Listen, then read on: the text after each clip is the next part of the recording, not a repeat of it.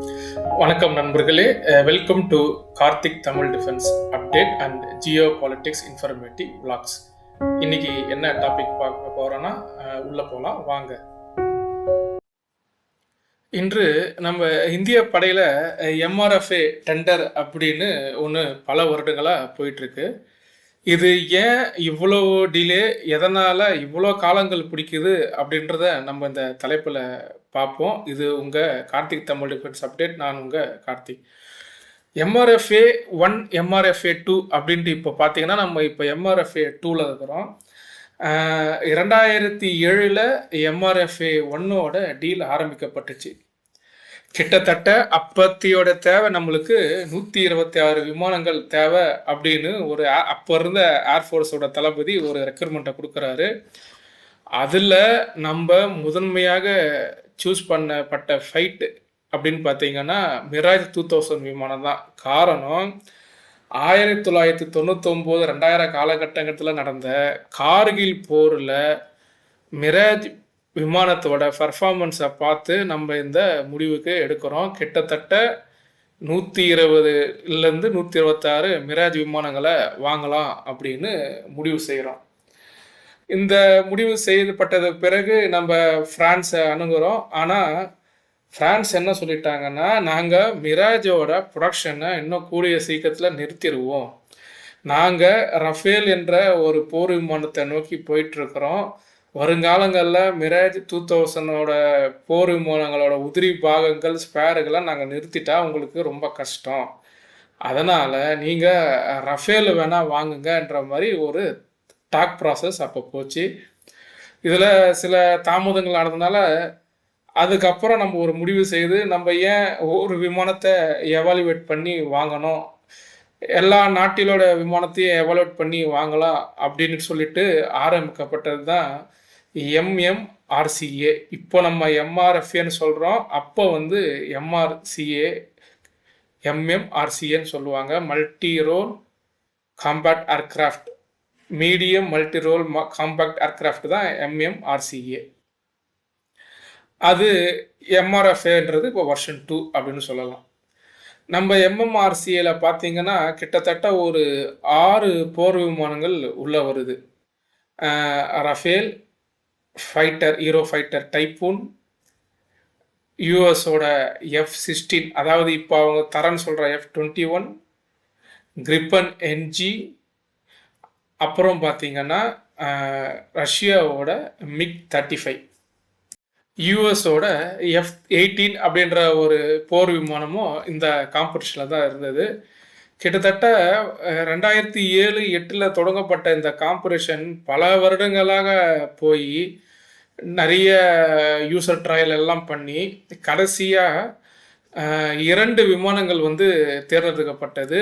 அதில் டெக்னிக்கலாக எவாலுவேட் பண்ணி தேர்ந்தெடுக்கப்பட்ட விமானங்களில் ரஃபேல் மற்றும் ஹீரோ ஃபைட்டர் டைப்பூன். இதில் ஹீரோ ஃபைட்டர் டைப்பூன் அப்படின்னு பார்த்தீங்கன்னா ரஃபேலை விட ஒரு படி அட்வான்ஸாகவே இருந்ததுன்னு சொல்லலாம் டெக்னிக்கலாகவே.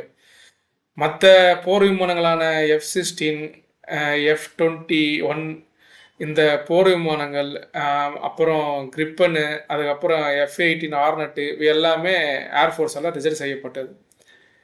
இந்திய விமானப்படை ஒரு முடிவு எடுக்கிறாங்க. என்னன்னா, ஹீரோ ஃபைட்டர் டைப்பூன் அப்படின்றது ஒரு மல்டிநேஷ்னல் போர் விமானம். அதாவது ஃப்ரான்ஸ், இதோட ரஃபேல் பார்த்தீங்கன்னா மொத்த பொறுப்பும் ஃப்ரான்ஸோடு மட்டுமே ஆகும். ஆனால் ஹீரோ ஃபைட்டர் அப்படி கிடையாது. அதில் இட்டாலி, ஜெர்மனி, ஸ்பெயின், பிரிட்டன், சில யூரோப்பியன் கண்ட்ரிகளோட இன்வால்வ்மெண்ட்டு இருக்குது. நாளைக்கு ஏதாவது ஒரு பிரச்சனை, இந்த அப்கிரேடில் ஏதாவது ஒரு நாடு அதுக்கு அப்ஜெக்ஷன் தெரிவித்தாலும் நம்மளுக்கு பிரச்சனை. அது மட்டும் இல்லாமல் நம்ம எப்பவுமே பழைய ப்ராசஸில் பார்த்தீங்கன்னா ஒரு ப்ராசஸை ஃபாலோ பண்ணிட்டு இருந்தோம். அது L1 ப்ராசஸ் அப்படின்னு சொல்லுவாங்க. குறைந்த கோட் யார் தராங்களோ அவங்களுக்கு முன்னுரிமை அப்படின்ட்டு சொல்லிட்டு ப்ராசஸ் சூஸ் பண்ணி இது போன்ற காரணங்கள் எல்லாத்தையும் டிசைட் பண்ணி நம்ம ஹீரோ ஃபைட்டரை விட ரஃபேலை சூஸ் பண்ணுவோம். ஏன்னா அது ஒரு சிங்கிள் கண்ட்ரி ஃபைட்டர் அப்படின்னு சொல்லி முடிவெடுத்தாங்க. நம்மளுடைய முன்னாள் டிஃபென்ஸ் மினிஸ்டர் மனோஜ் பரிகார் இதுக்கு ஒரு முக்கிய பங்கு ஆற்றினார்னு சொல்லலாம். உண்மையிலேயே அவரோட பங்களிப்பு இதில் ரொம்ப முக்கியம். அதை நம்ம மறக்க முடியாது. ஆனால் என்ன ஆகுதுன்னா, காலங்கள் செல்ல செல்ல ரஃபேல் சைட்லேருந்து சில பிரச்சனைகள் சொல்கிறாங்க.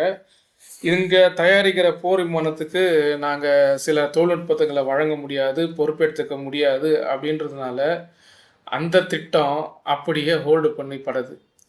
அதுக்கப்புறம் நம்மளோட பிரதமர் மோடி என்ன செய்கிறாரு, ஃப்ரான்ஸுக்கு போயிட்டு இம்மிடியட் பர்ச்சேஸாக 36 ரஃபேல் போர் விமானங்கள் நாங்கள் வாங்குகிறோம் அப்படின்னு சொல்லிட்டு 36 ரஃபேல் போர் விமானங்களை வாங்குறாங்க. கிட்டத்தட்ட அதோட டீல் பார்த்தீங்கன்னா ஒரு 55,000லேருந்து 57,000 58,000 கோடி அப்படின்னு அப்ராக்சிமேட்டாக சொல்லலாம்.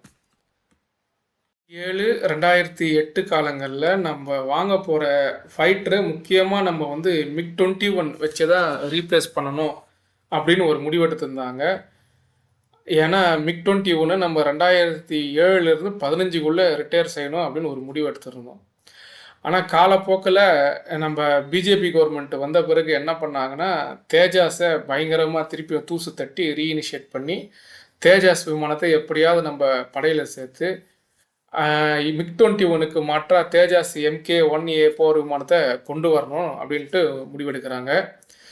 அப்பயும் விமானப்படை என்ன சொல்கிறாங்கன்னா, நம்ம முழுமையாக MiG-21 ரீப்ளேஸ் பண்ணி தேஜாஸ் படையில் சேர்த்தாலும் நம்மளுடைய சாங்ஷன் ஸ்ட்ரென்த்தான 42 ஸ்குவாட்ரான் நம்மளுக்கு வராது. அதனால் நம்மளுக்கு ஒரு மீடியம் வெயிட் கேட்டகரி ஃபைட்டர் கண்டிப்பாக வேணும் அப்படின்னு எம்ஆர்எஃப்ஏ டெண்டர் எம்எம்ஆர்சிஏவை எம்ஆர்எஃப்ஏ அப்படின்ட்டு மாற்றி MRFA 2.2ன்னு சொல்லி நம்ம திருப்பியும் அந்த ப்ராஜெக்டை ரீஇனிஷியேட் பண்ணுறோம். ஆனால் இந்த முறை ஏர்ஃபோர்ஸு என்ன சொல்கிறாங்கன்னா, ஆப்ரேஷன் சிந்தூரில் நம்ம ரஃபேலோட ஃபைட்டர் பர்ஃபார்மன்ஸ்லாம் பார்த்துட்டு திருப்பியும் நம்ம இது ஒரு மல்டி கண்ட்ரி மல்டி நேஷன் ஃபைட்டரை திருப்பியும் கொண்டு வந்து நிறைய இதெல்லாம் பண்ணுறதுக்கு நம்மளுக்கு பல வருடங்கள் ஆகும். நம்ம நேராக ரஃபேல் ஃபைட்டரையே நம்ம சூஸ் பண்ணலாம். ஏற்கனவே நம்ம இராணுவத்துக்கு 36 ரஃபேல் ஃபைட்டர் இருக்குது, அதுக்கான எக்கோசிஸ்டம் இருக்குது. அது மட்டும் இல்லாமல் இந்திய நேவிக்கு 26 ரஃபேல் போர் விமானங்களை நம்ம ஆர்டர் செஞ்சுருக்கிறோம். ஸோ நம்மக்கிட்ட 36 + 26 ரஃபேல் போர் விமானங்கள், அதுக்கான எக்கோசிஸ்டம் நம்மக்கிட்ட இருக்கிறதுனால புதுசாக நம்ம ஏதாவது ஒரு ஃபைட்ரு போனோம்னா திருப்பியும் அதுக்கு நம்மளுக்கு இன்ஃப்ராஸ்ட்ரக்சர்லேருந்து எல்லா செலவும் ஆகும். அது நம்மளுக்கு கூடுதல் பர்டன்றதுனால நம்ம ரஃபேலே போகலாம் அப்படின்ட்டு ஒரு முடிவெடுக்கிறாங்க. அதுக்கான IOR அப்படின்ற ஒரு லெட்டரையும் ஃப்ரான்ஸுக்கு ப்ரொடியூஸ் பண்ணுறாங்க. எல்லாமே பண்ணிவிட்டு இந்தியாவை பொறுத்த வரைக்கும் மேக் இன் இந்தியா அல்லது மேட் இன் இந்தியா அப்படின்ற இந்த 2 கான்செப்டில் ரொம்ப உறுதியாக இருக்கிறாங்க. ஒன்று நம்ம சுயமாக தயாரிக்கணும், அப்படி இல்லைன்னா மற்ற நாட்டோட தொழில்நுட்பத்தை வாங்கி இங்கே டெக்னாலஜி ட்ரான்ஸ்ஃபர் மூலயமா தயாரிக்கணும். ஆனால் இதில் தான் பிரச்சனை என்னென்னா, ரஃபேலுக்கான சோர்ஸ் கோடை ஃப்ரான்ஸு கொடுக்க முற்றிலுமாக மறுக்கிறாங்க. அதுக்கப்புறம் இந்தியா ஒரு முடிவெடுத்தாங்க, சரி நீங்கள் சோர்ஸ் கோடு கொடுக்கலனாலும் பரவாயில்ல, ICD அப்படின்ற ஒரு ஆக்சஸ் கேட்குறாங்க, இன்டர்ஃபேஸ் கண்ட்ரோல் டாக்குமெண்ட், அதை கொடுங்க. நாங்கள் அதை பேஸ் பண்ணி எங்களுடைய அஸ்த்ரா, அப்புறம் ஆன்டி ரேடியேஷன் மிசைலான ருத்ரம், அஸ்த்ரா மார்க் 2, பிரம்மோஸ் NG இப்படின்ற நம்மக்கிட்ட பலதரப்பட்ட இன்டிஜியஸ் வெப்பன்ஸ், மிசைல்ஸ், ராக்கெட்ஸ் எல்லாமே இருக்குது. இதை நாங்கள் ஒவ்வொரு முறையும் இன்டகிரேட் பண்ணுறதுக்கு எங்களால் ஃப்ரான்ஸுக்கு அடிக்கடிக்கு வர முடியாது. இல்லை உங்கள் இன்ஜினியர் நீங்கள் அனுப்பிச்சாலும் அது காலதாமதமாகும், பொருள் சேதமாகும், பொருள் விரயமாகும். அப்படின்றதுனால இந்த ICD ஆக்சஸும் நம்ம கேட்குறோம். நம்ம கிட்டத்தட்ட 114 விமானத்துக்கு 3.25 லட்சம் கோடியை காசை ஃபைனலைஸ் பண்ணி இதுதான் எங்கள் டேர்ம்ஸ் அப்படின்னு சொல்லிட்டு நம்ம ஃப்ரான்ஸுக்கு ஒரு லெட்டரை சென்ட் பண்ணியாச்சு. ஃப்ரான்ஸ் அதுக்கான பதிலை ஆகஸ்ட் 15 தரதா சொல்லியிருக்கிறாங்க.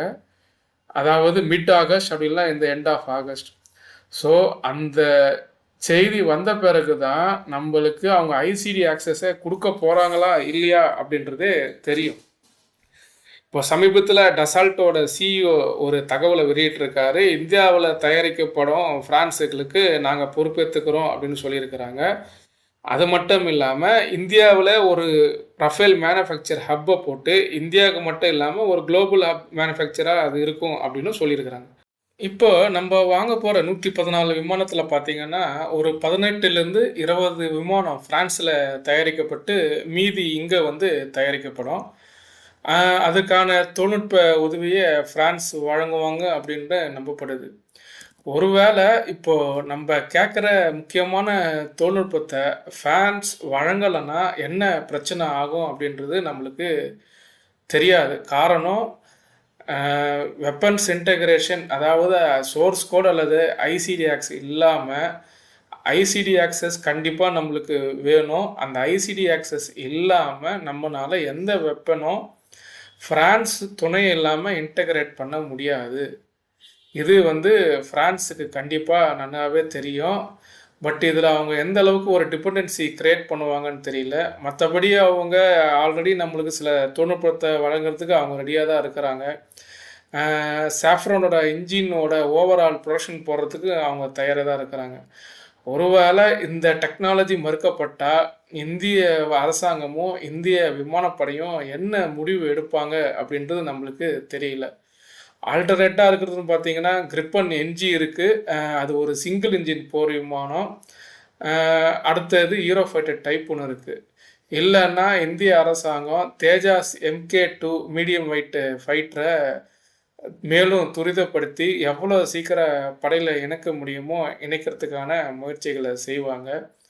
என்ன செய்தாலும் நம்மளுக்கு ஒரு குறிப்பிட்ட அளவு MRFA ஃபைட்டர் கண்டிப்பாக தேவைப்படும். ஒருவேளை 114 விமானம் வாங்கலனாலும், ஒரு குறைஞ்சபட்சம் ஒரு 2 அல்லது 3 ஸ்குவாட்ரனாவது வாங்குவாங்க. நம்மிடம் ஏற்கனவே 5த் ஜெனரேஷன் ஃபைட்டருக்கு நம்மளுக்கு 10 ஆண்டுகள் ஆகும் அப்படின்னு நம்மளுக்கு கிளியரா தெரியும். இந்த 10 ஆண்டுகள குறைப்பதற்காகவே நம்ம Su-57 ஒரு இன்டரிம் சொல்யூஷனா வாங்க வேண்டியது இருக்கு. அரசாங்கத்தோட நிலைப்பாடு என்னன்னு பார்த்தீங்கன்னா, அதில ஒரு கிளாரிட்டி இல்ல. ஒரு 2 நாளுக்கு முன்னாடி பேசின டிஃபென்ஸ் செக்ரட்டரி பார்த்தீங்கன்னா, நம்மள புது வகையான எந்த சுக்கோயும் நம்ம வாங்க போறது இல்ல. நம்மளுடைய Su-30 அப்கிரேட்ல தான் ஃபோக்கஸ் பண்ண போறதா சொல்றாரு. ஆனா, நேத்து ஒரு ட்ரிபியூன் ரிப்போர்ட் அப்படின்ற ஒரு ரிப்போர்ட் படி பார்த்தீங்கன்னா, ஒரு 80லிருந்து 100 Su-57 வாங்குறதுக்கான முயற்சிகள் இருக்கு. கவர்மெண்ட் அதுக்கான பரிசீலனை பண்ணிட்டு இருக்காங்க அப்படின்னு ஒரு தகவல் வருது. இது போன்ற ஒரு கன்ஃப்யூஸ்டு டைலமா ஸ்டேட்லயே இன்னும் வந்து நம்ம நீடிச்சுட்டு இருந்தோம்னா, சைனா ஒரு பக்கம் சுமார் 500 J-20 அவங்க படையில ஆல்ரெடி இணைச்சிட்டாங்க. இது வந்து நம்மளுக்கு ஒரு பெரிய தலைவலியாகவே முடியும்னு நம்ம பார்க்கலாம். மேலும் இது போன்ற உங்க கருத்துக்கள கமெண்ட்ஸ்ல தெரிவிங்க. Karthik Tamil defence update and Jio politics vlog கன்டினியூஸா பாருங்க. உங்க ஆதரவு கொடுங்க. சப்ஸ்கிரைப் பண்ணுங்க. உங்க மற்ற நண்பர்களுக்கும் பகிருங்க. நன்றி, வணக்கம்.